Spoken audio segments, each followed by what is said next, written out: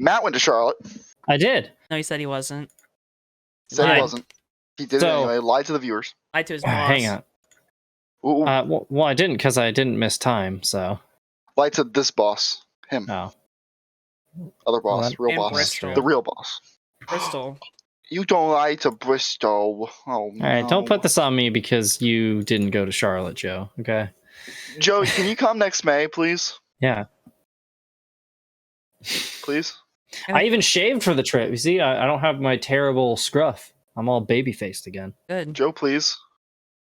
Joe, please. Yeah, so we recorded last Tuesday, and like 2 hours after we finished recording, Tommy messaged me and he was like, I don't think I'm going to be able to go or come over this weekend. And I was like, well, I guess those theoretical Charlotte plans that I talked about on the show are going to happen.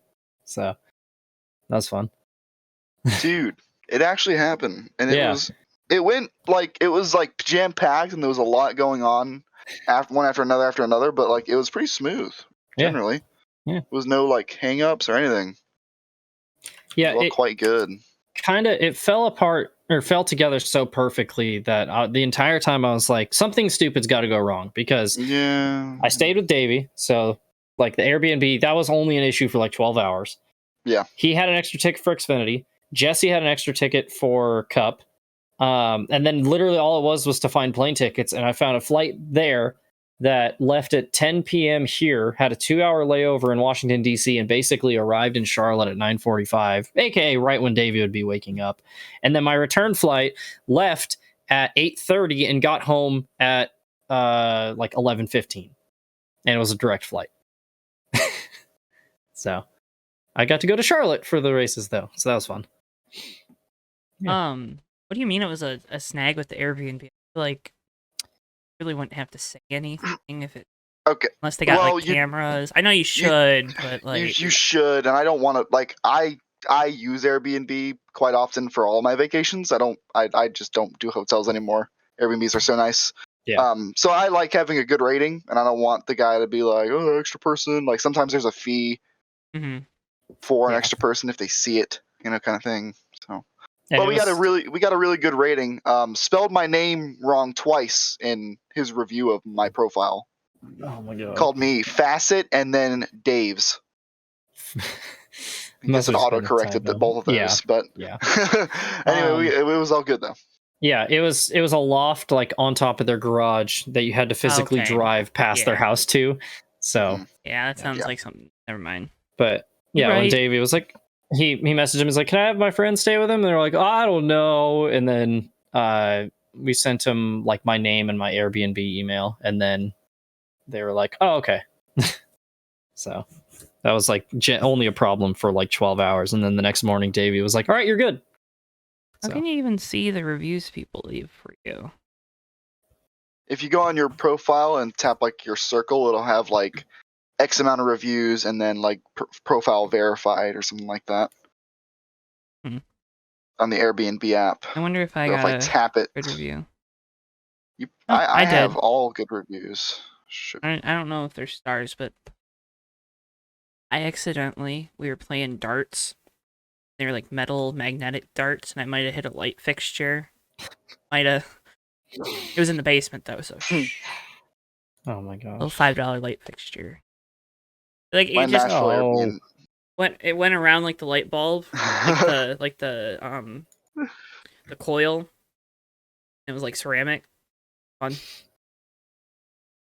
God. Our Nashville Airbnb had a bed break. Like the legs broke. What were you doing? It was one of those like mid-century modern. Yeah, funny. It was one of those mid-century modern beds that have like the pegs as legs. So the only base of support is like the metal base that the wood is like attached to. It's literally just a stick. So like obviously it was like we put our stuff down on the bed and the whole entire bed swayed. Like we're like, oh, this doesn't look good. And then like we were kind of like sketched out by it, and we just decided not to touch it. Like we lifted the bed up, like, oh, that is dangling. It was just absolutely not. Didn't want to mess with that at all. Airbnbs are Matt's good gone. though. He is. Airbnbs are solid. They're pretty good. I was pleasantly surprised I think we would have probably ended up being cheap. It would have been cheaper to go to a hotel, but able to, have some room to spread your legs, and we kind of picked a place that was close to Butler. So there was a nice little downtown strip that wasn't like downtown Indy, which probably would have freaked me out. So it was good. But you guys had a good time, so that's good. That's all that matters. Yeah. You had a good time. And you know what else we're gonna have a good time doing? Recording the Fake Racers podcast. Oh my god, and he's right. Eating this calzone. I'm probably gonna have a good time doing that too. Oh, bro, that's a calzone. It is. What's a calzone exactly? What exactly is a calzone? It's basically if you took a pizza and folded it in half. It's not a pizzone? Okay. Yeah. Yeah, the pizzone is like a take on the calzone. So. Oh. Yeah. Interesting. What's the Little Caesars one? Okay, so the Little Caesars one, I don't know what it's called, but it's stupid because I'm not saying it's a bad idea, but it's literally just a pizza that they've folded the corners over on parts of it, and and they're like, check it out, it's this new crazy thing, and it's like, no, it's just, hey, anybody who's gotten a slice of pizza in New York and folds it in half knows that that's what it is. They know. Cheap resources. You gotta use your resources well. It's the Taco Bell strategy of just take the same 5 ingredients and put them in different shapes and then sell those. So it works. It works. I love Taco Bell. People love shapes. Yeah. Babies love shapes. Yeah. Babies kind of love shapes. Yeah. They do be loving them shapes. To my left on your screen, that's that way, is Davey Hazard. It's me. I'm Davey. Me. Davey. Hey there. Down there is Mr. Matthew Steelan. That's me. And I'm Joe. Hello.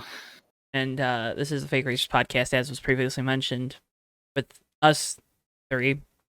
Thank you so much for tuning in this week. The boys. For listening. Yeah. We appreciate you. We'd appreciate you too if you made sure you hit the like button, you liked the podcast, you left us a review, you commented down below. Heck, maybe even share it with your friends. I don't know. Feel like you could do that. Feel like that would be something really nice for you to do for us. Yeah. Those two need to make up some money because they just took a trip, so you could also I did.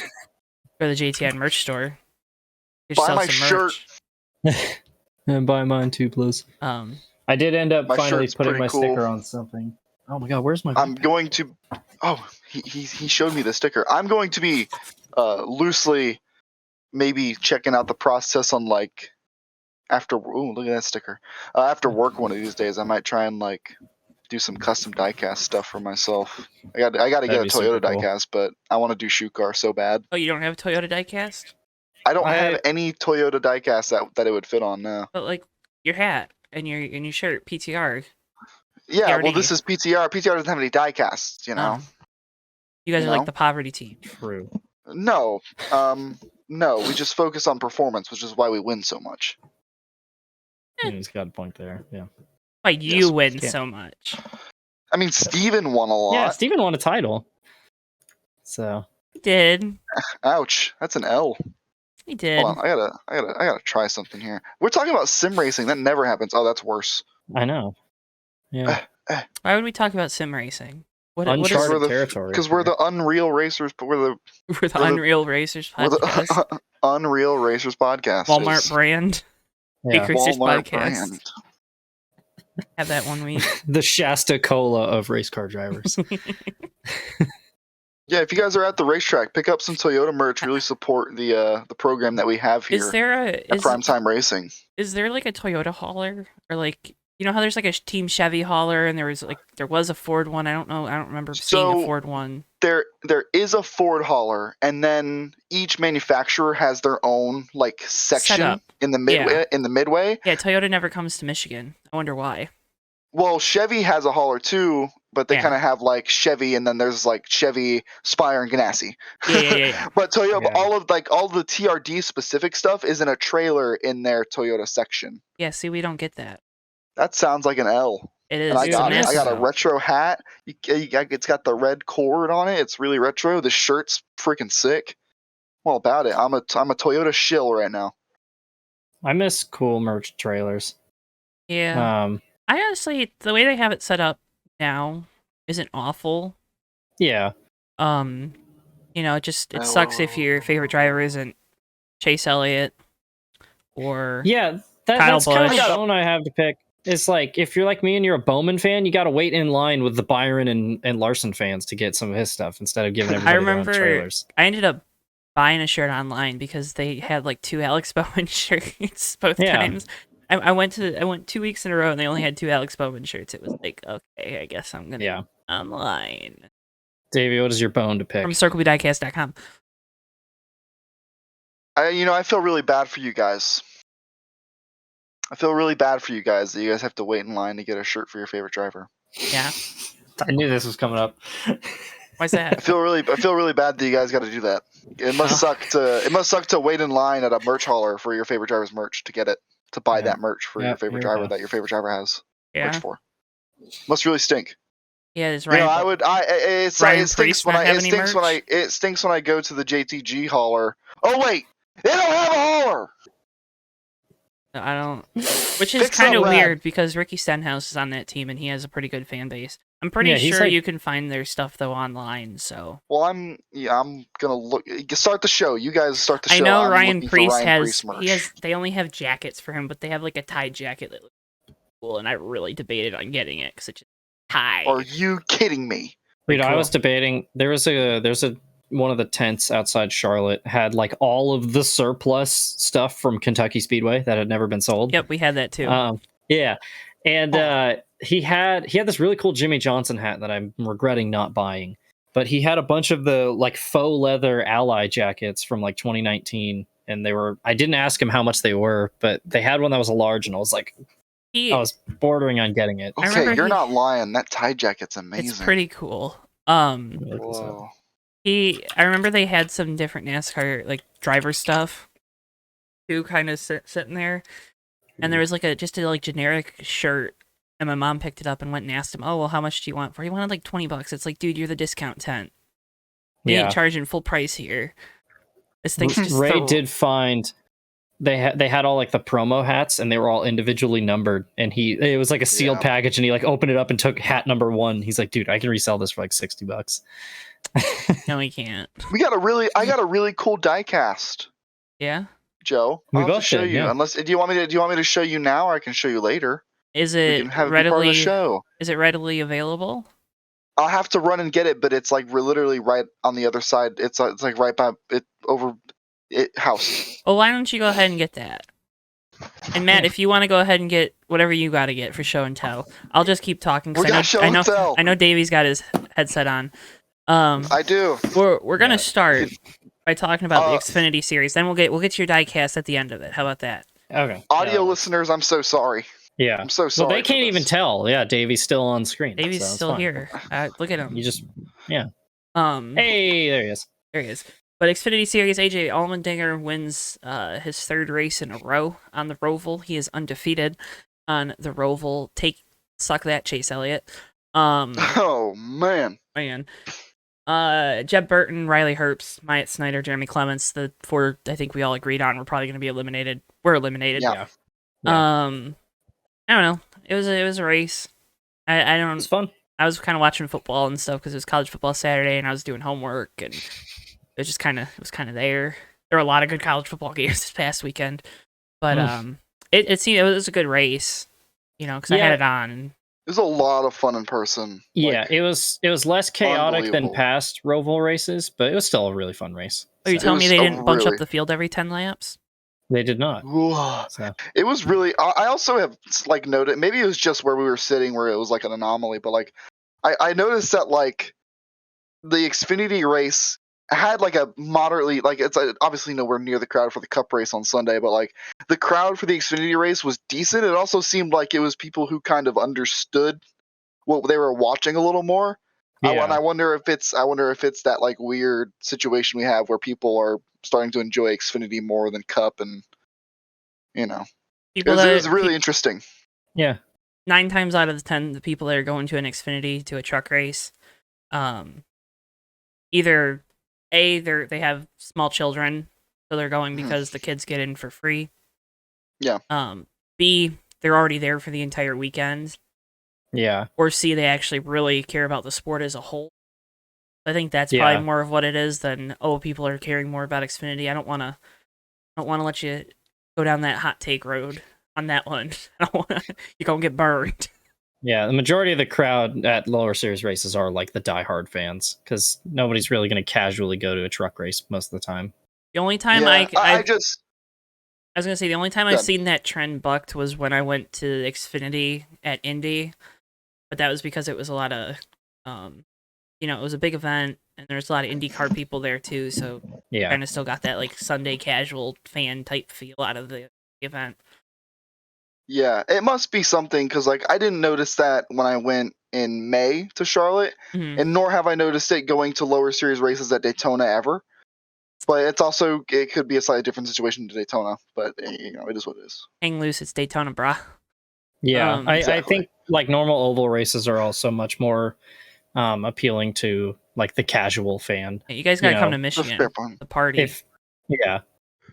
So yeah, party at Michigan. Let's go. It is funny though, like how much more empty the stands were for the Roval, which was definitively a better race than the Coke 600. Oh my goodness gracious! It was probably more expensive. You also got to think about it. Were the Panthers playing at home? I don't think they were. Were they on the no road? way. I don't think I feel they like were. the traffic would have been nuts. Yeah, but they're downtown. But I stayed near downtown. Yeah, I'm pretty sure the Panthers were away. Yeah, they were. They played the Eagles. They were in Philly, right? Yes. Oh wait. No, they did play in Carolina. Okay, so that would probably take away some of the fan base too. There you go. Your NASCAR, that would explain the Philadelphia fans I saw in the airport on my way home. So that would do it. There you go. Didn't even think about that. He's a football podcaster. Remember that, folks. No, I think that's probably more so along the lines you got. It's one of those three reasons. Yeah. I don't know. Could be wrong. Probably am wrong. Yeah. I know more also, people. I wasn't like going in hot take territory. It was just it was something that I noticed that I hadn't noticed before. I didn't want people to misconstrue what you were saying, which they would take it and run with it. Understood. With the current, I hate everything Cup Series fan base. Yeah. Speaking of that Cup race, it was pretty drama filled. You guys were like row 15. Well, so it's a little different. So Jesse and I were Jesse Dalton, friend of the show. We were sitting elsewhere because he had bought his ticket separately, and I'm bleeding a little bit. So you guys were sitting down towards like Heartburn Turn or whatever it's called now, right? Roval Turn 1. We were sitting right in the middle of the braking zone for the final chicane, which was really cool. It was Jesse and I were the last two seats on the end of our row, and then the entire row was empty except like the last three seats on the other side. There was like nobody around us. Love it. Yeah, we were packed in where we were. You guys should have just moved over. We thought about it, but we were like, we're already sitting here. So no, they should move to you. Yeah. Oh yeah. It was funny if you guys would have said something, I would have, because I didn't like the group of people we were sitting near. I figured Jesse would have said something because I didn't have any service, so I guess he did. Yeah, there was room for everybody to move over where we were. So, yeah, I would have done. I would have sent. Blame Jesse. Well, I will. Shame on you, Jesse Dalton. Yeah, I'm gonna beat up Jesse. I have his hoodie. I'm just gonna burn it. Yeah. Oh my god. It was drama filled. I don't know how much of that was conveyed at the track. The Cup race? Yeah. Oh, yes. It was actually quite... We talked about this on the ride home as well, where, like, normally when I go to a race, I don't have a great idea of generally what the big picture is going on, but that whole race, somehow I was just tapped in. It was nice. Yeah. I think probably, too, it's maybe a little bit quieter so you can hear the radio over the PA a little bit better. Is. I noticed that at Indy. The Coke 600 under green, like, say goodbye to PRN, but with the Roval, like, not only is it more quiet because the speeds are lower, especially on the front stretch, but, you have long sections of silence from the cars where you can actually hear the radio announcers. Yeah. It's quite nice. It was It was a really fun race, though. Jesse and I had fun during driver intros. Lost our minds for Bubba Wallace.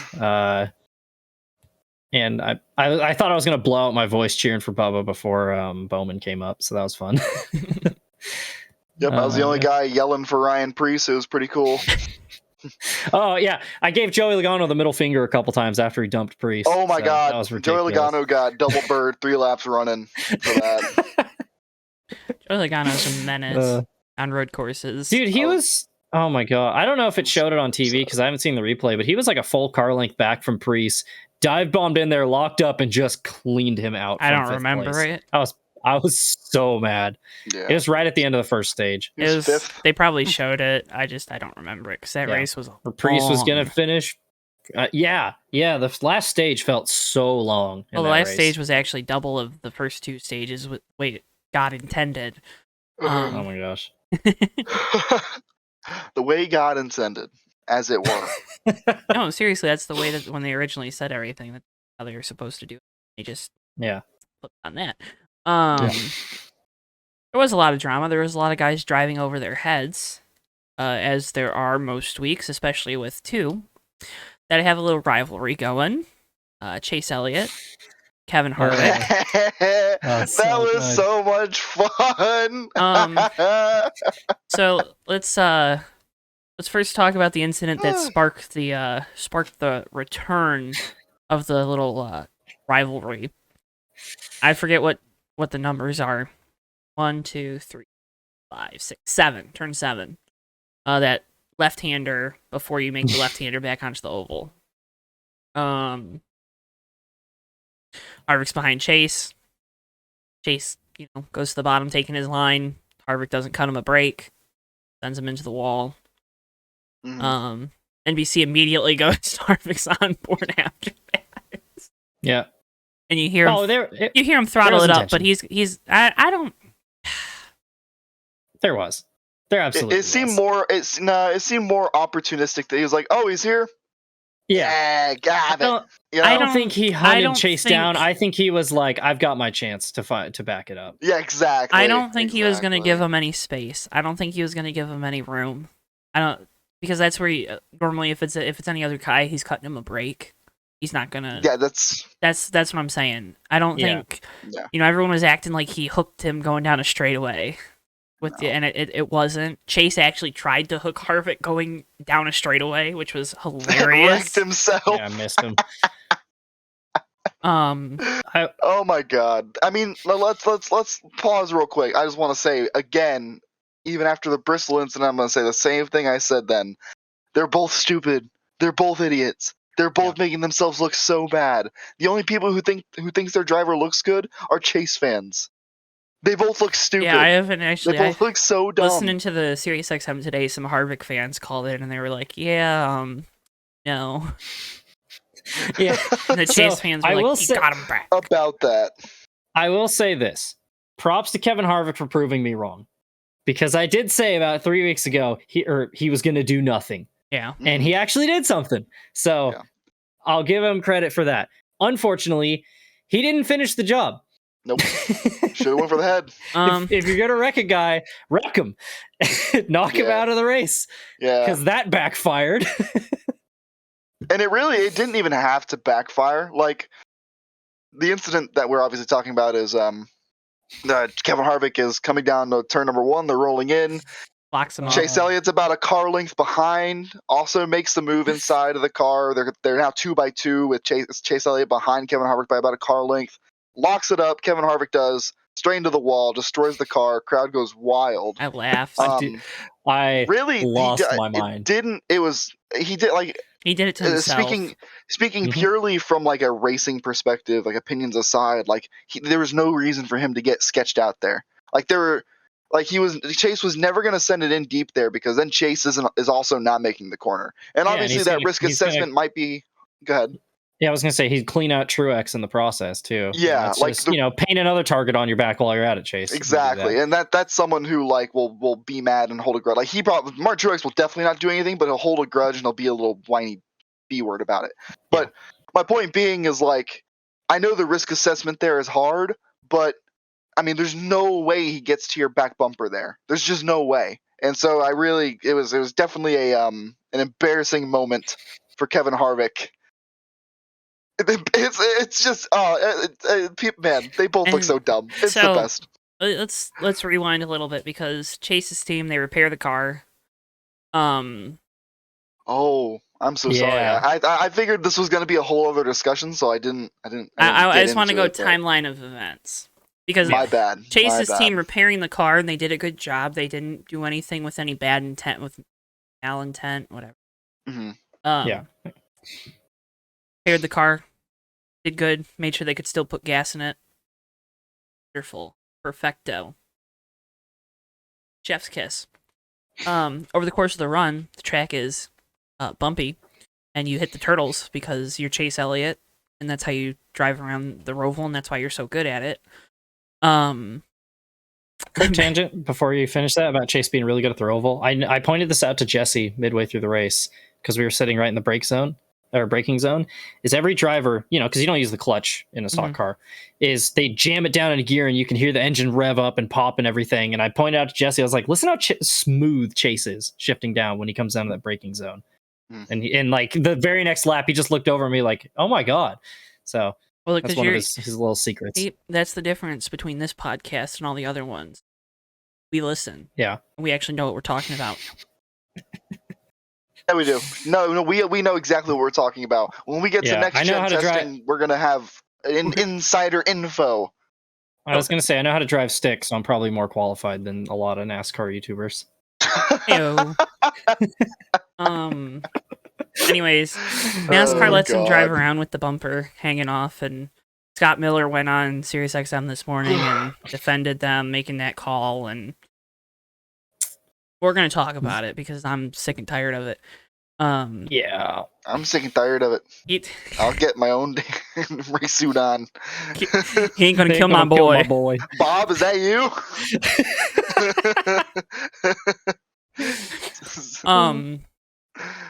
So he's trying. He ended the broadcast. It just keeps showing him. They're like, "This is gonna fall off. Why isn't NASCAR black flagging him? Why are people?" We're waiting for this bumper to fall off for the caution. Like, I saw a lot of people talking about race manipulation. Yeah. I don't know if I'm gonna go that far.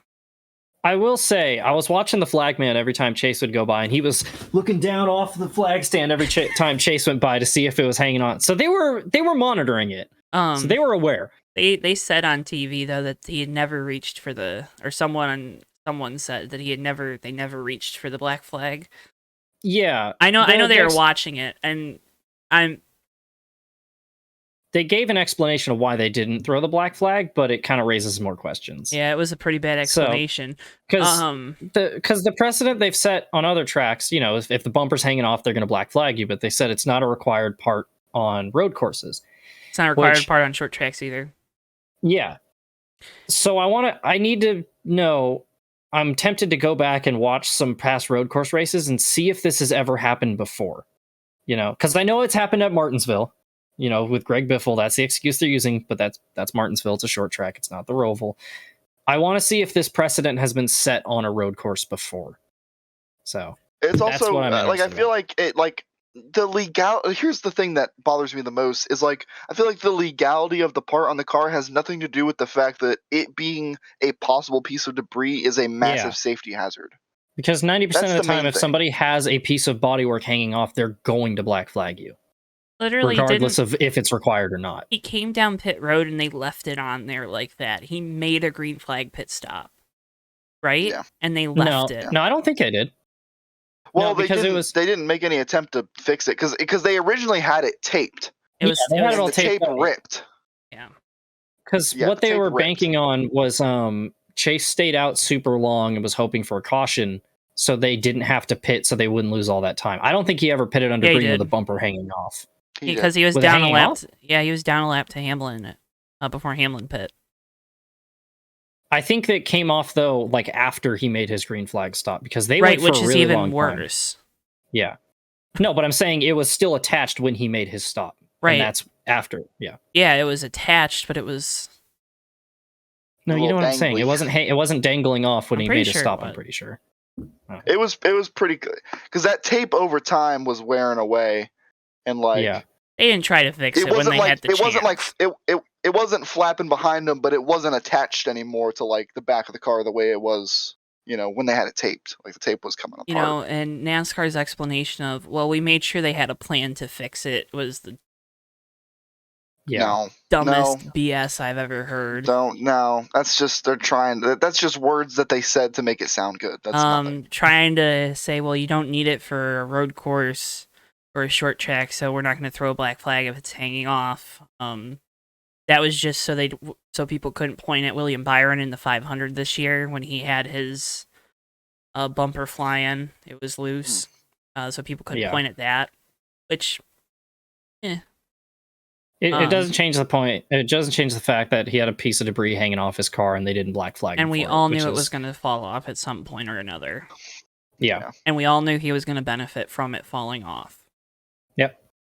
And so would, so like we would set ourselves up for a situation where Chase potentially catches Harvick or the field gets screwed back up together. Or Chase can just actually make it to the next round of the playoffs. I mean, you're saying the quiet part out loud. Yeah, basically. Yeah. Yeah, I mean, it's not much different than the radio situation with Chase Elliott last year. When they let him do that whole race without his radio. Or the loose wheel issue at Kansas earlier this year, where it was a safety issue, but we'll wait for like 15 laps. It's just ridiculous. Yeah, it's just blatant. Like it's so obvious what they're trying. Like you can do all the PR and damage control you want, NASCAR, but it's obvious what you did. Right. It's race fixing. Because what they did, maybe not race fixing, but like you're showing a clear bias towards somebody. Yeah. If that's Quinn Houff with the bumper falling off, they're black flagging him. Yeah, and the rules shouldn't matter if you're a playoff guy, you're not a playoff guy, if you're 10th in points or if you're 40th in points. The rules should be the rules for everybody. That's how you create quality in a motorsport. So it's just I don't know. I was very disappointed. Yeah. Oh, I mean, that wasn't even the worst example of them. Well, maybe not the worst example, but not the only example of them being inconsistent. Because you had Graf spun out on the front stretch and sat there for like 30 seconds and waited until AJ Allmendinger came up on him to start going, and they didn't throw a yellow for it. They had so much time to, and they didn't. Or William Byron on the back stretch, missing the chicane. Briscoe gets turned coming out of the chicane, and immediate caution, even though he was out of the way. There was a wall of smoke up, though, for that one, too, which is a little... Yeah, but it was like, why was Graf's not a yellow, but Briscoe's was? I mean, there were also plenty of... You could also say, they learned their lesson, but that should have never happened to begin with Joe Graf. That was ridiculous. Well, he shouldn't be on track. Yeah, that too. Can't wait for him to come on this podcast one day. After he's won fun fact, 6 Joe Xfinity Graf championships. He follows me on Twitter, and I don't follow him back because that's the power dynamic I have with Joe Graf. So true. Oh man, I'm gonna tag him in this one. Matt Steelman is absolutely freaking massive. Look at him. Makita Truck Series founder. Is he coming back? Got the lettuce going and everything right now. Yeah, I do, dude. It is. No, this mud flap that I've got going is bad. Hockey is dude, back, my boss baby. made a really funny joke about my hair today because it's super curly, and I was replacing a button on the machine I was working on, and he walks by and he's like, "Did you unplug it?" And I was like, "Yeah, I unplugged the machine." And he's like, "Yeah, your hair is already curly enough, so don't need to electrocute yourself and make it even frizzier." So. Yeah, Roval was fun. Go ahead. Why'd we stop? What happened there? That was weird. Because I thought if I started going to something else, it would be rude. But then also I don't know, whatever. Who cares? Yeah. Who cares? What I think. William Byron too, kind of missing that chicane and never actually coming to a full stop, and they didn't penalize him, was hilarious. Even though I think they did it the day before to scare him, actually stopped and. Again, and then there were a ton of drivers. It's absurd. There are a ton of drivers. Austin Cindric, when he missed a chicane, he didn't come to a full stop. I saw people on the NASCAR subreddit say, "Oh, well, they gave up a bunch of time by don't coming to a penalize really another slow." guy then, right? Or here we go. This is me doing the thing I always do. But like, for example, Jimmy Johnson spinning out at the end of the Roval, like. Yeah. Clearly has taken a penalty by spinning out and wrecking someone on accident, and then had to stop again anyway. Yeah. It's dumb. I mean, was it an accident, Davey? Yeah. What does that mean? What does that mean? What does that mean? But it was very much inconsistencies. Obviously Chase drove back up through the field because the field got bunched back up, and he was still like 8th quick. On speed, so aerodynamics don't matter too much on a road course. Yeah.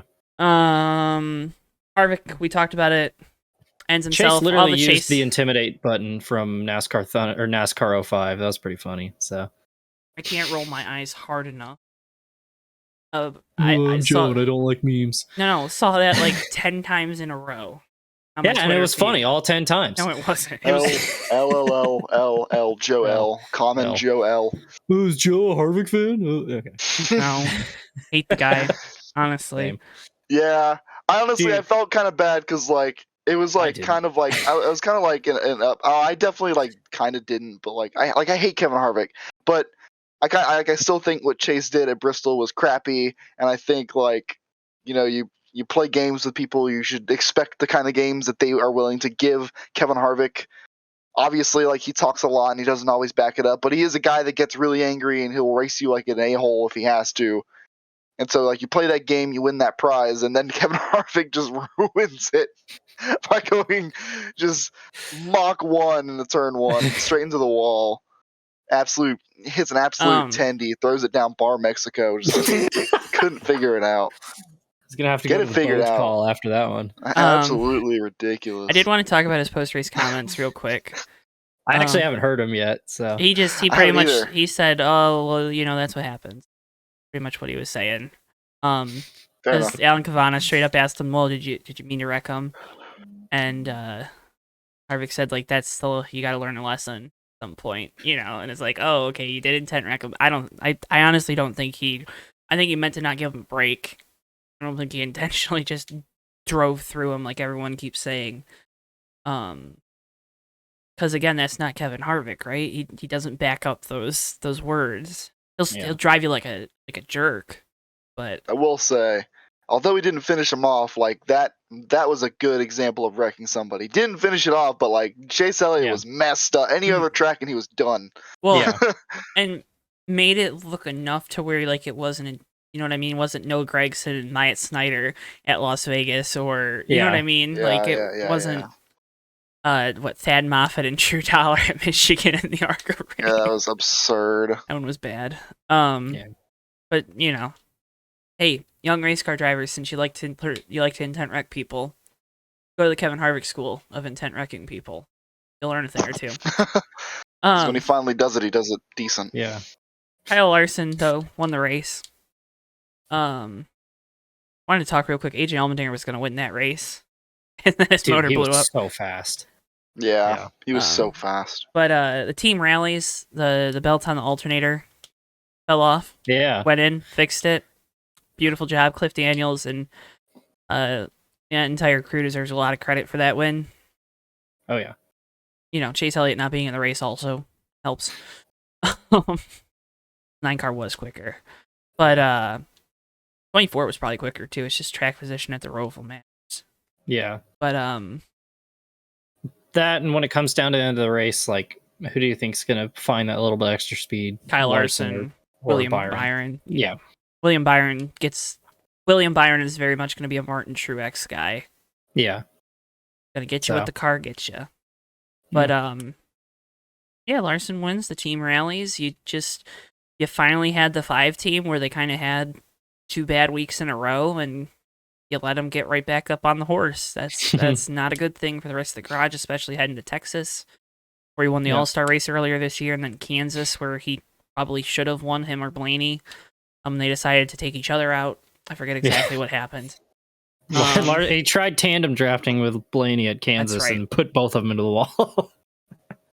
I mean, they both had wins, but yeah. So yeah, Larson won. He gave him all his momentum back. We obviously already talked about Harvick. William Byron was running second or third for most of that. Then he decided to end himself into the outside wall. Yeah. Oh, that was painful, man. Because I think if that stays green, Byron might win that if it stays green. If his teammate's bumper doesn't fall off, you're right, he does win. Yeah. I wonder if there's any hard feelings. Should be. I mean, seriously, you laugh, but like, I wonder if there's a little bit. But he got forced off on the chicane. It'd be frustrating. Yeah, but he rallied. But the only reason that happened is because the bumper yellow. That's the only reason that happened. He had a huge lead. Yeah. What was I gonna say? I completely forgot.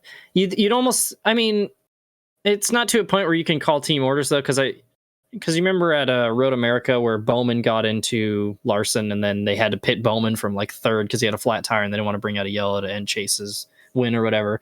But Chase is racing first place, so obviously they're not going to. Hendrick's not going to come on the radio and go, Chase, you need to come pit right now because Byron's out, because then Chase is out. So, they're all fending for themselves. It sucks for Byron though. Yeah.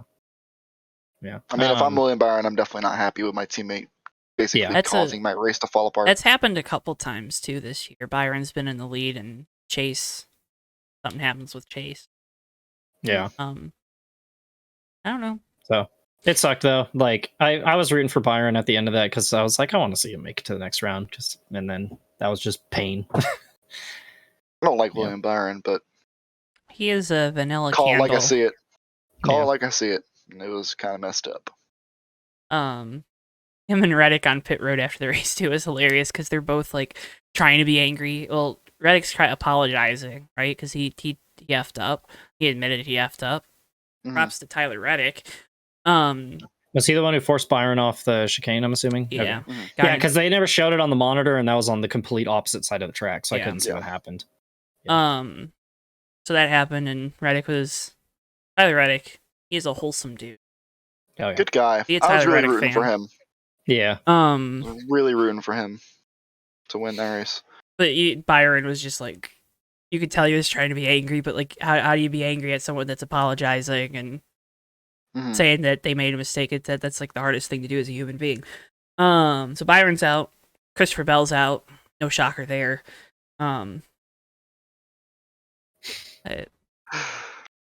You and John Peterson would get along a lot. We do.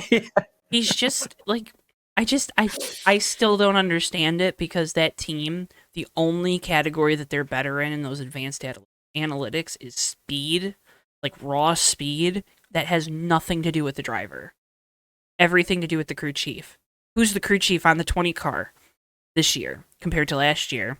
Oh yeah, it's Adam Stevens. I don't care about Gibbs. A 2-time Cup Series champion. Whoops. 2-time Cup Series champion. He's so frazzled he can't even put the right number up on his fingers. It's almost like there's a better crew chief on that team or something. And then obviously Alex Bowman was in a must-win. They had wiring issues. Either alternator was bad or whatever. So they had to replace the battery every 30 minutes there towards the end of the race. It rallied to a top 10 though. So. Oh yeah, I mean. Yeah. He got a top 10 because Byron spun out with like 3 to go. But still. Yeah, but who cares? Got top 10. Yeah, I will say, comparing my reaction to the finish and Alex Seufert, friend of the show's reaction, or sorry, oh my God, poor professional kid. William Byron lookalike Alex Seufert, because Bowman had his issues early, so I never got my hopes up. I was like, I just want a good finish, But to compare that to Alex, whose favorite driver, William Byron, dominated that race, and then it slipped through his fingers at the end. I was just sitting there. I was like, I feel bad for you, but I'm also happy that I didn't get my hopes up like that. I am sitting next to Joey Stefano, friend of the show, lad, and noted Kyle Larson fan, who is sitting next to Mr. Alex himself, the William Byron fan. And like Jeg is like flipping out, middle of the race, Jeg's flipping out, yeah, come on, go, like doing the things that Jeg does, and Joey's just sitting there like, what is going on? Why is he still there? Leave pit road. Like he's freaking out. and then the reversal on that mood as the race went on was brilliant to watch. This picture of Alex chewing on his water. He looks like he has tears in his eyes. It's William Byron. Yeah, dude, it's incredible how much he looks like William Byron. It's shocking. Put him in the car. He was Jeg was distraught most of that race, whether it was for a good reason or a bad reason. He was distraught. This picture of him with his hat off, running his hands through his hair is good too. This is like after the finish of the, and this is all out of love. We love you, Jag, but we do love Jag. Plus, the pictures have been tweeted out by more famous people. Too. I can't even see it. It's so blurry. See it on the show later. No, we won't. Joe, put that in post. I'll send it to you. Okay. Throw it on the screen. Giving me more editing. I see how it is. How about you just post it on Imgur and we'll put a link in the description. We'll do something. Tweet it underneath the tweet. Yeah. I'll tweet it and then there we go. See, we're gonna say all this, and Joe's gonna be like, "Wait a minute," and he's just gonna Google William Byron and put in the first photo. It's just gonna be a stock photo of William Byron. That, or we're gonna finish the show, and he's like, "I'm not doing that." By the way, I'm not doing that. It's not gonna happen. Absolutely not. You never know what you're gonna get. The people watching would have already seen it. So yeah. I gotta lose the retro hat real quick. We gotta get that lettuce out. That's why we don't go to the elimination race, Matt, when our driver could be eliminated. Well, I did. Dude, I made last-second plans to fly the entire length of the country to go watch my driver get eliminated in person. Yeah, you want to know the pain I felt watching Jimmy Johnson get eliminated last year after Daytona? And then watching William Byron win? But he had Chad Knaus. Don't care. Didn't matter. Wasn't happy. We already talked about how the time was in Charlotte, so why don't we do our show and tell segment? While they're getting their diecast out, I would like to remind you to head on over to CircleBDiecast.com for, your home for all your racing-related memorabilia. It's CircleBDiecast.com. Use code JTN at checkout for free shipping on your order of $20 or more. Let's start. Who's got their car more readily available? Okay, his is partially revealed already. Okay, you go. See that? See the sheet? You guys ready? Yeah. Don't drop it. Yeah. It's nailed in. Yeah. It's like super detailed. It's crazy. Window net comes off too. That's an elite. Yeah. Right? Yeah, it is. Window net. It's like down. The elite version. I think, does that one have like the articulated hinges too on the deck lid that like unfold? Because there was I don't know. There was one that I was looking at. Oh my gosh. Does it actually have them? I don't know. There's a lot going on here, though. Oh, it's got the tethers. There was one that I was looking at where instead of just having the little hinge, it had the little like supports that like scissored open like that when you opened the deck lid. It was super cool. I think it was that junior diecast I thought about getting. So. Oh yeah, it has those. I can barely see it, but it does. It's dark in here. Yeah. But yeah, this is my Juan Pablo Montoya. I got this for $30. Nice. What? Yeah.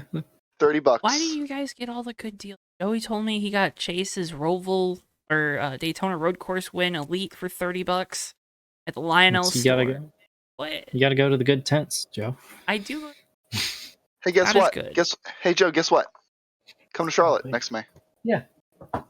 That's where all the good diecasts are. Honestly, come to Charlotte, park up next to the tents, pay that $20 parking for $30. It says $20 on their sign, but we pay $30 for it. And then you can just walk your diecast over to your car once you buy them, and then you're ready for the race. Yeah. So what I got is there's this guy who was selling, it was Junior's 08 scheme, and it was in like color chrome, $25. And I was like, ooh, I'm thinking about that one. But then I found this. I've mentioned the Jerry Nadeau Dale Jr. download on the episode on this show before. I think it might have been the episode that you weren't here for, Joe. I was a big Jerry Nadeau fan. So I found this, his 03 owner's edition version of the car. It's got the whole plastic shield that goes over it. And it's like, I can't get the plastic cover off. It's like the diecast that Davey has. It's like ridiculously detailed. It's got like the individual tethers on the deck lid and everything. It's autographed by Jerry Nadeau. And it's, his last car that he ran. So it's the last autographed Jerry Nadeau car. and it comes with like the certificate of authenticity and everything. It's like 1 of 1,200, $25. So, and it's like I took it up to the guy. I was expecting it to be like 50, and I took it up to the guy, and he was like, "Yeah, $25." And I like just like slapped my credit card down. I was like, "Take it." Yeah. So. How much would you think you had a face on when I told you the price of this one? How much do you think this car is worth, Joe? I don't know. But usually elites are more than $30. Well, this one was 30. Like that's what I don't understand. Like is that the 07 or the 08? 07. Okay, so it's the rookie card too. Yeah. I would think it'd be closer to like 60, 70, 80. Probably more than that. Gotcha. Plus he won his race in the COT. Got a couple. I am a connoisseur of obscure diecasts, so these were a couple I got. This is Glenn Allen's number 99 car. I think I've seen this one before. This one I've never even heard of this dude, but I had to get it. It's Ricky Bryant's number 5 Pontiac from the Busch series. So, and then there was a couple other ones I got. I gotta find them though. Oh yeah, here's my free Chevy T-shirt. It's an XL. It doesn't fit me, but it was free, so I wanted it. Yeah. So back in 01 when Dodge came back, they did a promotion with General Mills where they gave away. I got 4 cars. So I paid these were like $5 for all 4 of them. So back in 01 when Dodge came back, General Mills gave away a bunch of their cars in cereal boxes, and I have almost all of them except Dave Blaney's 2001 car. Well, I have it now. And then finally, this last one, I had to get it because it's too perfect. It's a prototype, like generic Ford car, but it's number 51, which is my number, and it's a Ford, so I had to get it. So, also, Joe, your camera's doing the sponge right now, so not doing the sponge for me. You look great. It must be something on my end. You look fine. Matt's internet's doing the sponge, except you look good. It was like flashing the same frame over and over again with like green. So, okay, we're good it now. does that. Yeah. Who cares? So yeah, that was our stuff. All right, so what segment are we going to cut for doing show and tell now? Remember, folks, go to circlebdiecast.com for free shipping on your order of $20 or more. You're going to use code JTN. Again, circlebdiecast.com. You can get your Kyle Larson, Charlotte Roval's Race 1 diecast. You can get your Adrian Allmendinger, Charlotte Roval Race 1 diecast. You can also get your Bubba Wallace, Talladega Race 1 diecast. We talked about it last week. Just wanted to remind you to go get that one because that one is already the second highest selling car. I don't know if that's of all of them or it's just outside of Chase cars, but circlebdiecast.com. Gotta love it. Next-gen testing started today on the Charlotte Roval. They'll also be testing tomorrow. You can go to youtube.com/NASCAR to watch their. I'm assuming they left the replay of the testing up. I was watching it throughout the day when I wasn't in class. I think so. I believe they're also streaming tomorrow afternoon, and they're going to have like an hour-long show with Larry McReynolds, too, which would probably be a good watch for anyone that doesn't know what they're talking about. Looking at a few people, not you two. I was gonna say we are the 2 people you're looking at right now. I feel like I hope I've taught you something. Like how to be wrong. Probably. But the big thing that got announced today was the officially quote unquote packages. I wrote 650 at 670. 670 horsepower with a 4-inch spoiler on the short tracks and road courses, 550 horsepower with an 8-inch spoiler. On the intermediates, Daytona Talladega, they still haven't announced because they probably need to do more testing. Yeah. A lot of the feedback from drivers has been good. Not surprising because this car is definitely built to drive on road courses. Everyone's freaking out about the packages. People are saying it's going to be pack racing, blah, blah, blah, blah, which I'm not saying that's not what NASCAR's going for. I'm just saying don't underestimate the side force. So you guys can go wherever you want to go. The main thing that I really have a problem with is people look for those numbers, and so those are the numbers that we're given. those numbers don't mean anything in the context of this car because the car is so fundamentally different as a car in general. These numbers mean nothing. Mm-hmm. They mean nothing. Nothing. They don't mean a freaking thing. I almost said a cuss word. I'm so mad about it. I see all these people losing their minds. Like when that was announced, like people just saying like, this is it. This is the end. The people are going to lose their jobs and NASCAR's going to die and fold. Like those are real doomer tweets I was reading. And it's By some nonsense prominent because people. you have no idea what those numbers mean in the context of this race car yet. Yep. Yeah, I mean, like, I don't like choking the engines down, but like, whatever. If it produces a good race, let's do it. You know, I'll wait till I see it. So, Yeah. It's like... So... I didn't mean to interrupt. It's like so frustrating to me. Like I'm with that group of people most of the time too. Like I don't like this car with the package that we have. Like that's my opinion. I agree with a lot of those people, but this car, it's new. It's quite literally like such a turnaround from every other stock car that we've had in NASCAR. It couldn't be any more different. You can't make any assumptions from those numbers. You just can't. It's impossible. Oh, so it's almost like it's a system, and just because two things in the system are the same as the current system doesn't mean that systems are going to perform the same way. Don't forget there's a big diffuser on the bottom of the car. Which the bottom of the car is also flat. Which again, I don't know if I've said it enough times, but I have a problem with. Can't wait for the NR flag glitch in real life. Dude, oh, it's gonna be so good. Like these cars, depending on how they do ride height rules, like ride height rules are going to be a lot bigger than people will ever talk about, because if there isn't a ride height rule like there was I forget if they reinstituted it or whatnot. But if these cars are stuck on the ground, that's the issue. Because there's no air underneath.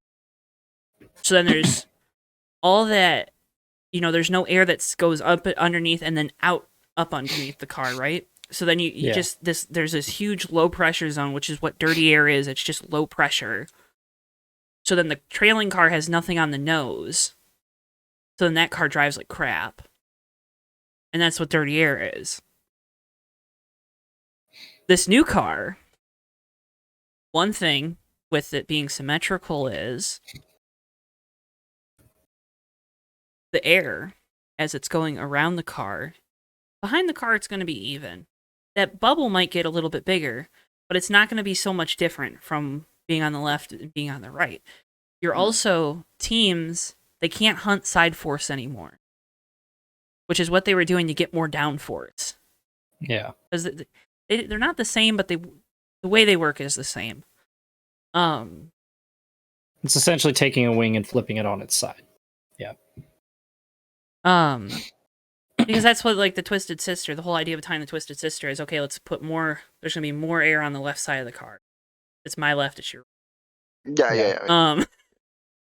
But there's more air on the left side of the car. So then that gives me more turning force, more downforce. Oh man, grinds my gears to see all these people that don't know what they're talking about. They just hear Kyle Busch say he hates the package, and I know I always say that, but like, that's like that's like that first memory you have. Like it's just you have it and you don't know how you have it, but you have it. That's how I feel about that. It's just I hate doomers. Especially with something that I love, right? I think we can all say we love racing, at least. Maybe we don't love what we're current sanctioning bodies, plural. Yeah. But yeah. And even rewinding, like, we're not really gonna get a good idea of how the car races on a test like today. Nope. No. And probably in any test until we get into a racing situation for probably a few races at a time as the teams, develop and gain information. Yeah. Speaking of the test, I actually wasn't able to watch any of the testing. That's so okay. I didn't get to see any You can of watch it after this. I mean, I won't. I know. But... Turn it on. It's really good noise, honestly. Like, really good background noise. It probably is, actually. I might do that. It's just race cars. I got a kick out. The boys in Charlotte went to the test, so I got a joy. Or oh my god, I can't speak right now. I got a kick out of John losing his mind when Eric Jones came by during the test. So that was funny. He was like running parallel to him along the stands as he came down the front stretch. No, but we always talk about safety on here. That's where my biggest issue with the bottom of the car being flat. Maybe I don't know what I'm talking about, which is very likely. There's that, and then today one team for each manufacturer changed where they were putting the exhaust. Instead of having it behind the driver, it's up in front of the driver. Hopefully that helps with cooling the car. That you're keeping that cockpit cooler, because you don't have that metal pipe running along the frame rail as long. So the idea would be that it can't conduct the heat as well, and driver stays cooler. Hopefully that's the fix, because if it's not, I don't think cutting holes in the windshield is a fix. No. Or taking the right side window out is a good fix. At like Daytona, Talladega. But I don't. Stop being so doom and gloom. Like you said, Davey, I think that was a very good point about they're not racing. Yeah, it's okay to be skeptical, but. Basically saying the car is going to fail immediately, I feel like is hyperbolic. These people, it's going to fail because it sucks in iRacing. What? Everything sucks in iRacing. Name one thing that's good in iRacing. Sir, I think the next gen car is great because Eric Jones won the first race in it in iRacing. Okay. Yeah. There you go. But yeah, don't be doom and gloom. Testing was fun to watch, though. If you get a kick out of just sitting there watching practice on a race weekend, go watch the testing. I get a kick out of it. Camera quality isn't great. Sound is pretty good, though. There's also talks that Daytona is going to make the January test into more of a fan event. So that'd be cool. If it was on a weekend, preseason Thunder. If it was on a weekend, I would so go. Dude, that brings back so many happy memories. Like, we didn't really go to a lot of like races like when I was a kid, but we always went to preseason Thunder, and we always went to like the practice sessions and stuff in July. The best thing about preseason Thunder is like the drivers aren't on as strict a schedule, and so you get a chance to actually interact with the drivers a lot. Obviously, this test might be a little different. It's like a totally brand new car. It's not like they're just showing up into after driving the COT for 4 years or whatever. Like, it's a totally different car. I get that, but man, I know it's not going to be on a weekend. Like, I just know it. So I'm not going to be able to go, but it's really exciting. It's January 11th and 12th, which I think is a Monday, Tuesday, probably. Damn. Which, that's where I was like, darn it. Damn. So I would totally go. Fly down there. Who cares? Going to see preseason Thunder, baby. But hopefully, maybe NBC picks that up and does something on Peacock with it, or I would say Fox does something with it. I don't think they care. Yeah. Moving on. We got a couple silly season little nuggets. Kind of run through these really quick because we're like at an hour and 3 minutes. And a lot of content. A lot of good content. Love how we're creating fans. content for you, the JTN fan. We appreciate you. We love you. Thanks for going through 1 hour. Here's to the next.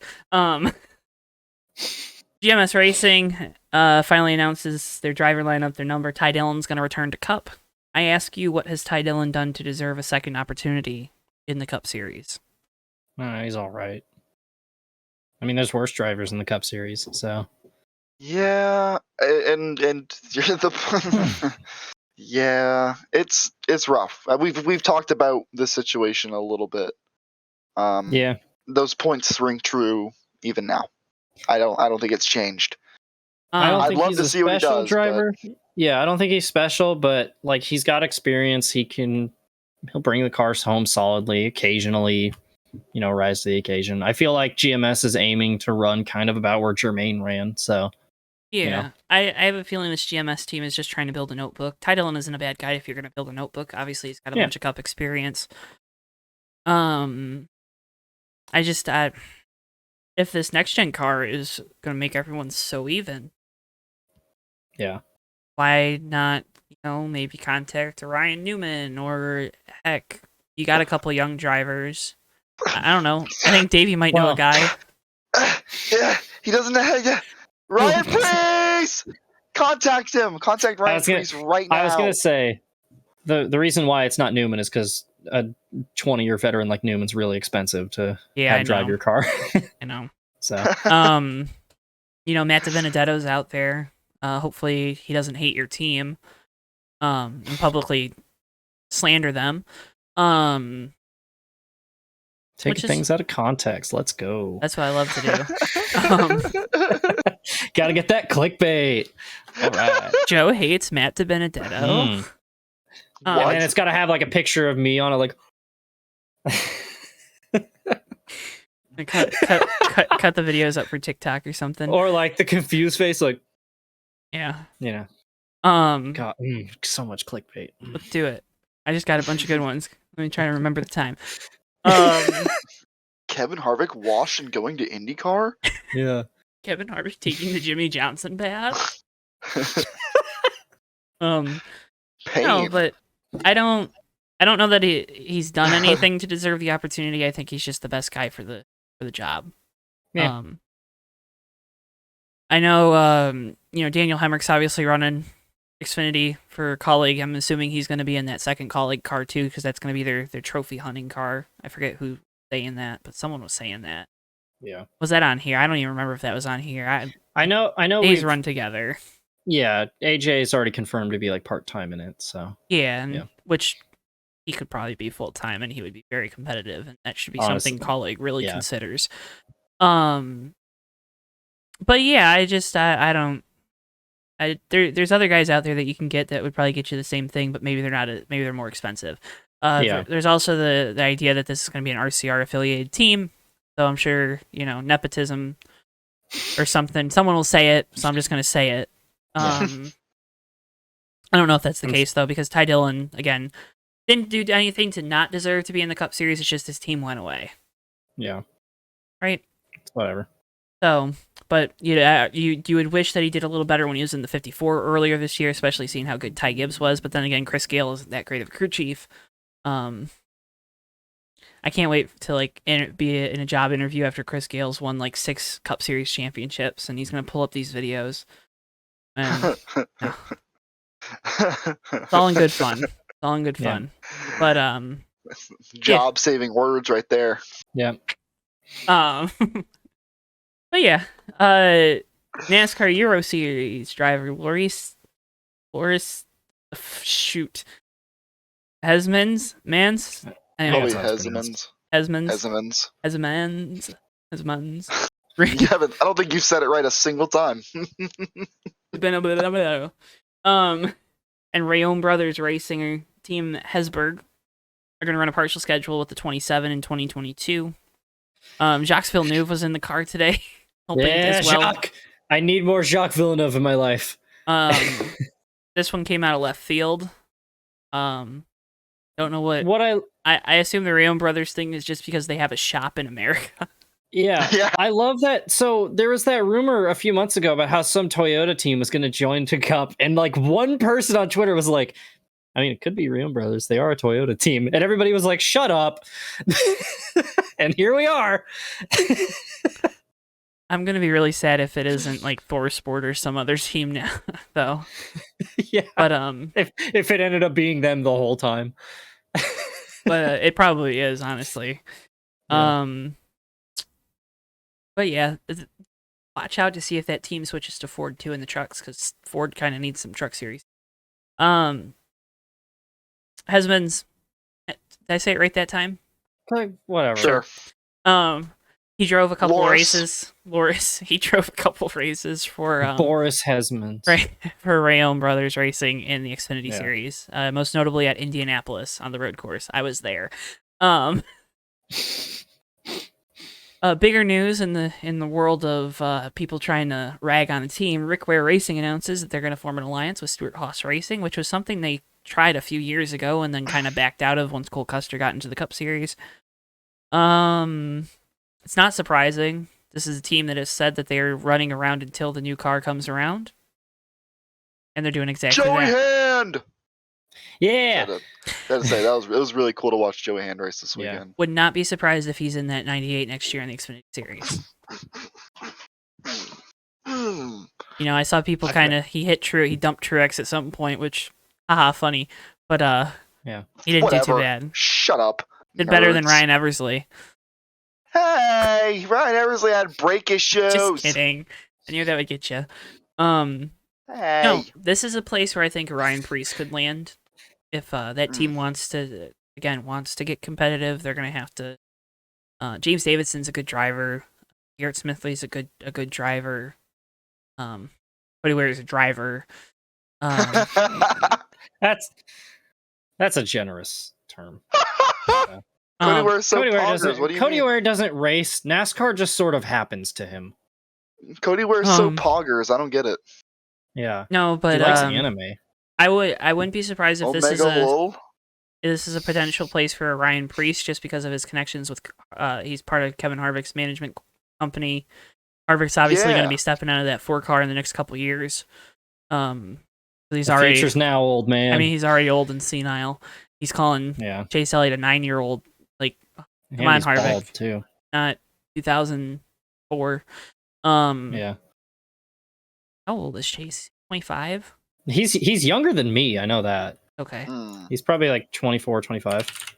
So, yeah. I worked it out. He's 4 years. He's 20. Good. Yeah, he's 25. He turns 26 in November. 25. Okay, so he's 25. Yeah. But born same year as me. So. Well, this is riveting. Anyway. I'm sure we've all at this point listened to Off Track with Hinch and Rossi at some point, something like most of us. I'm taking the Rossi approach in this podcast from now on. You're just hijacking the way Alexander Rossi talks to their producer Tim is how I'm going to talk to you guys from now on. I got told a few maybe a couple of months ago, and Roger, if you're listening, this is a great time to pull it up. But Roger Nebelsack, 51. TMP, ASRA, race car driver, sim race car driver.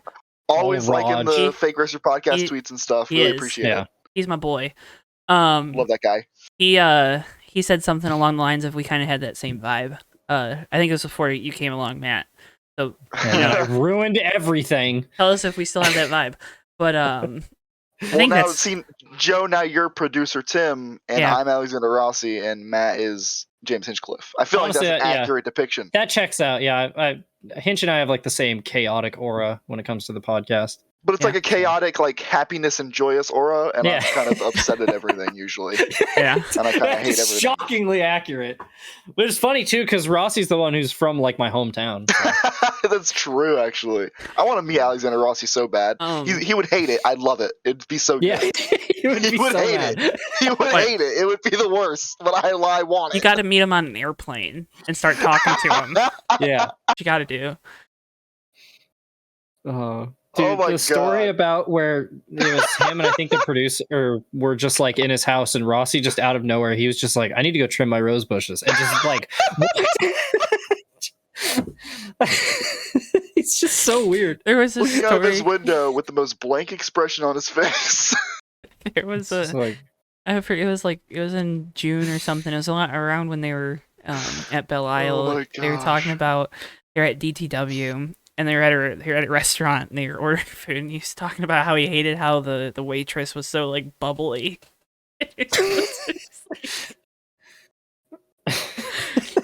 Alexander Rossi just seems like he just hates being alive a lot of the time. He is the way I am when I'm not here, right?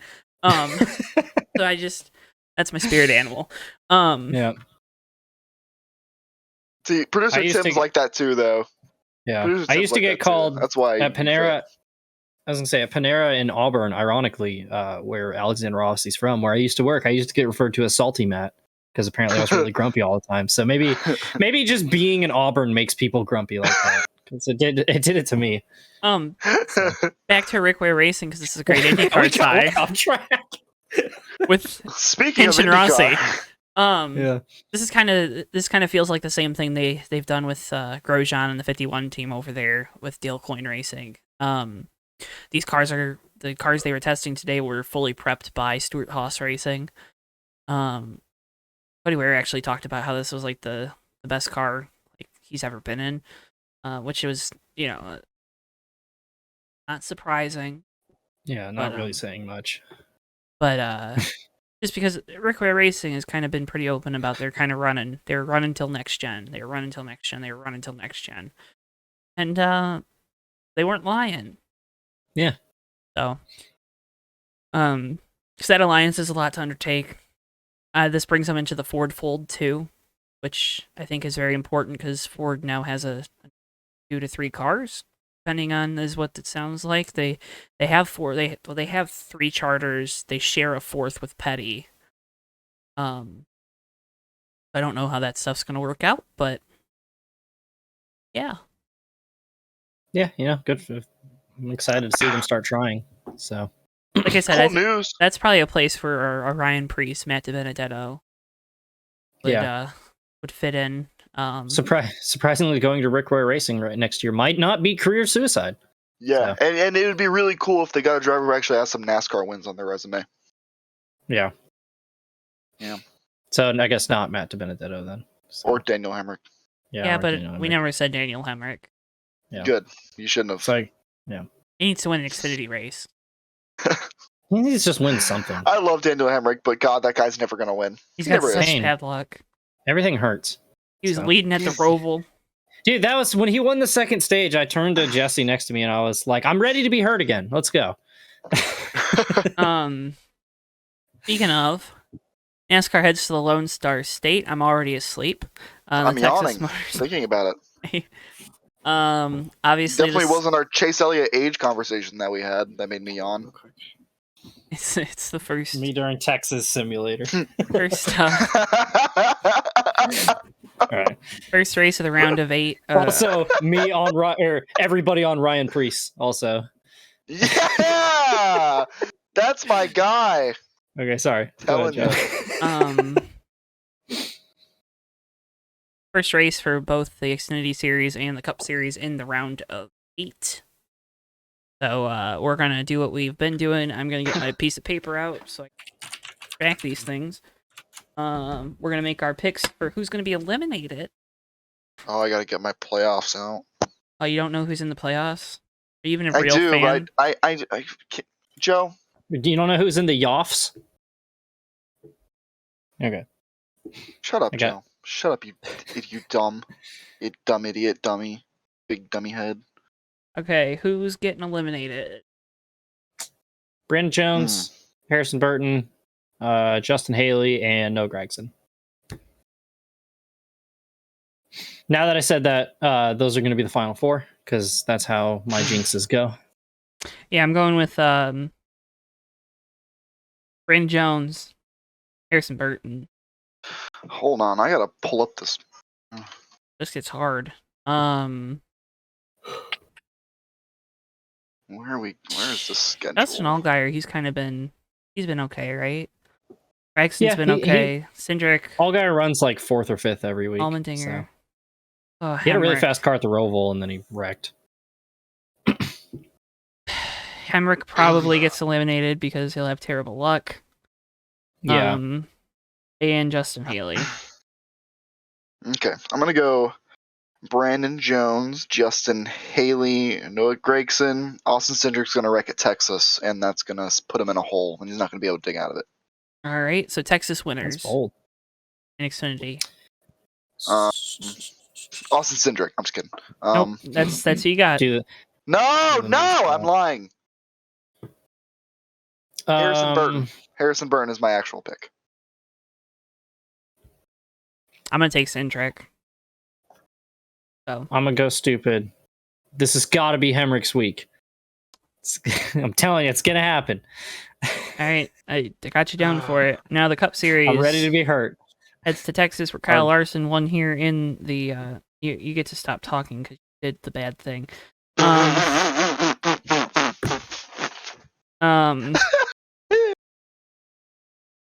Cup Series heads to Texas. I don't get paid enough for this. You don't get paid at all. Yeah, exactly. Cup Series heads to Texas. 4 eliminated, and then your race winner. Okay, I got mine. Brad Keselowski, Kyle Busch, Chase Elliott, Martin Truex. So that gives your final 4 of Larson, Kyle Larson, Denny Hamlin, Hamlin, Ryan Blaney, Joey and Logano. Joey Logano. Joey Logano finds a way. My bottom 4: Brad, Joey. I'm gonna take a flyer on Truex and Kyle Busch. My bottom 4 are Joey, Truex. Oh, that's hard because Martinsville. I'm gonna put Chase in there. Ooh, and that's spicy. Kyle Busch.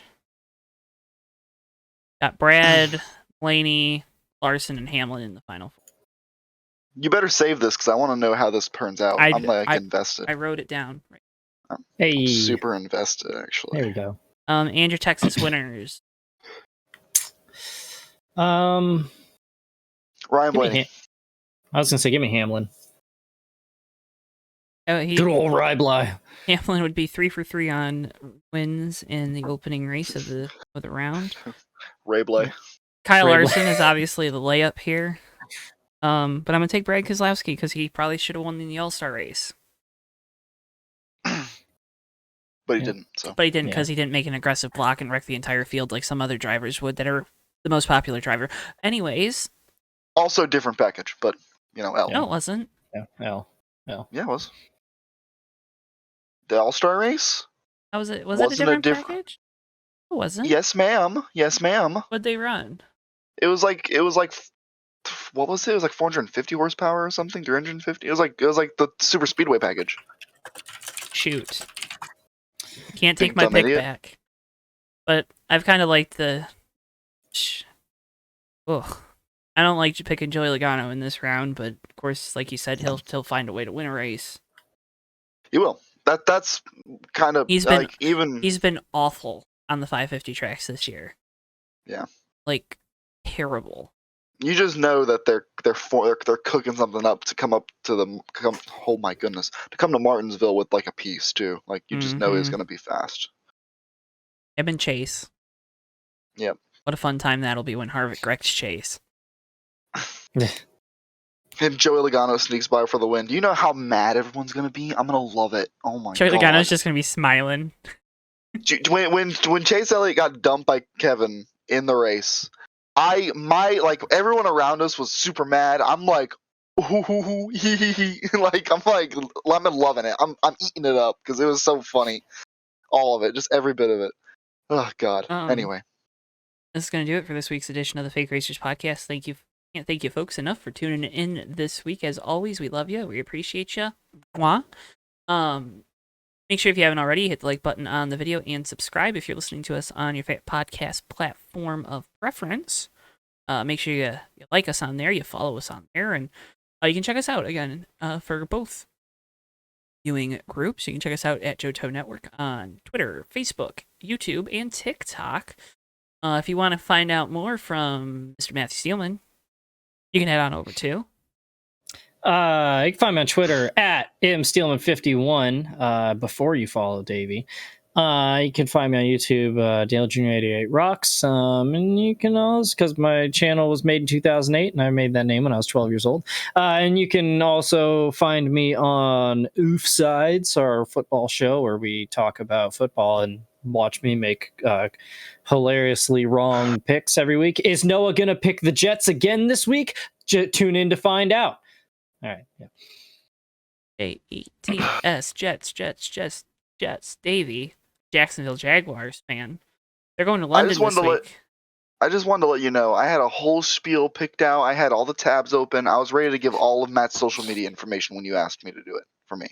I was ready to give his Twitter and his YouTube and talk about the podcast that he's on. I was literally so prepared, and you pooped on me. So, on that note, normally I'd read Larry McReynolds' Wikipedia page, but for now I'll just say that you can find me on Twitter at Davey Hazard, you can find me on Instagram at D7H5, and you can find me on Twitch at D7H5 with an ER at the end. And that is that's an episode of the Fake Versus Podcast, Joe. is. Can't thank you folks enough. Make sure you head on over to the JTN merch store too. You know, it's fall. It's getting chilly. You need some hoodies. We got them. You can also get some Matthew Steelman merch. You can also get some Davey Hazard merch. Stickers. So head on over there. But as always, the best thing to do, like button on the video and subscribe. Can't thank you folks enough for all your support. As always, we love you. We appreciate you. Bottom of my heart. For all of us here at JTN, thanks for watching. We'll see you guys next time. Bye.